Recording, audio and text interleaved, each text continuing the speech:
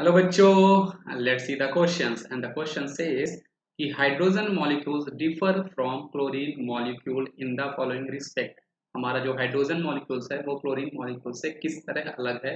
और इसके हमारे पास ऑप्शन दिए हुए हैं। ऑप्शन नंबर पहला है कि hydrogen molecule is non polar but chlorine molecule is polar.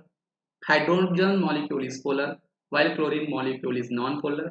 Option number तीसरा हमारे पास है hydrogen molecules can form intermolecular hydrogen bond but chlorine molecule does not form intermolecular hydrogen bond. और चौथा है कि hydrogen molecules can not participate in coordinate bond but chlorine molecules can. So इस question का सही जवाब जो है वो आप लोगों के पास बच्चों ऑप्शन नंबर 4 है। इसका सही जवाब जो है वो हमारे पास ऑप्शन नंबर 4 है। आइए हम अब समझते हैं कि ऑप्शन नंबर 1, 2 और 3 जो है वो इसके गलत जवाब क्यों हैं। क्योंकि अगर मैं आपको हाइड्रोजन मॉलिक्यूल्स की बात करूं तो हाइड्रोजन मॉलिक्यूल्स मींस H2। अगर क्लोरीन मॉलिक्यूल्स की बात करूं मतलब ये आपकी Cl2 की बात कर रहा है। हाइड्रोजन का हमारे पास एक एटम के पास एक वैलेंस इलेक्ट्रॉन होता है और इस हाइड्रोजन के पास भी एक वैलेंस इलेक्ट्रॉन होता है। इस तरह से ये दोनों आपस में बॉन्डेड होते हैं। और हाइड्रोजन जो हमारा मॉलिक्यूल्स होता है ये आपका नॉन पोलर नेचर का हुआ करता है। ये आपका नॉन पोलर नेचर का होता है। नॉन पोलर नेचर का क्यों होता है? क्योंकि यहाँ पर हाइड्रोजन हाइड्रोजन दोनों की इलेक्ट्रॉन नेगेटिविटी ऑलमोस्ट सेम है।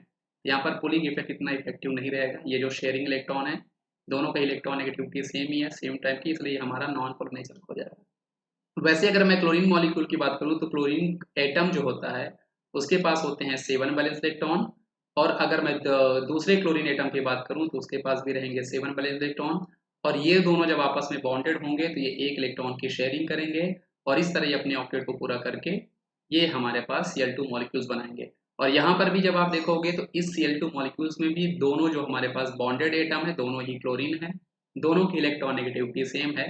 तो इसलिए ये भी आपका नॉन पोलर नेचर का हो जाएगा। नॉन पोलर नेचर का मतलब दोनों ही हमारे जो मॉलिक्यूल्स है वो नॉन पोलर नेचर के हैं। साथ ही साथ हमारा हाइड्रोजन बॉन्ड जो है और क्लोरीन है ये दोनों ही इंटर मॉलिकुलर H बॉन्ड भी करते हैं। इसलिए तीनों ही जो ऑप्शन है ये हमारे गलत होंगे। चौथा ऑप्शन जो है ये हमारा सही है। Hydrogen molecules can not participate in coordinate bond क्योंकि हाइड्रोजन मॉलिक्यूल्स के पास एक भी लोन पेयर जो है वो आपके पास अवेलेबल नहीं है। लेकिन वहीं पर अगर मैं क्लोरीन मॉलिक्यूल्स की बात करूं तो इसके पास लोन पेयर अवेलेबल है तो ये अपना लोन पेयर डोनेट करके कोऑर्डिनेट बॉन्ड बना सकता है। इसीलिए सही जवाब आपके पास ऑप्शन नंबर चौथा हो जाएगा। अंडरस्टूड बच्चों? आई होप आपको ये कॉन्सेप्ट समझ में आया होगा। थैंक यू बच्चों।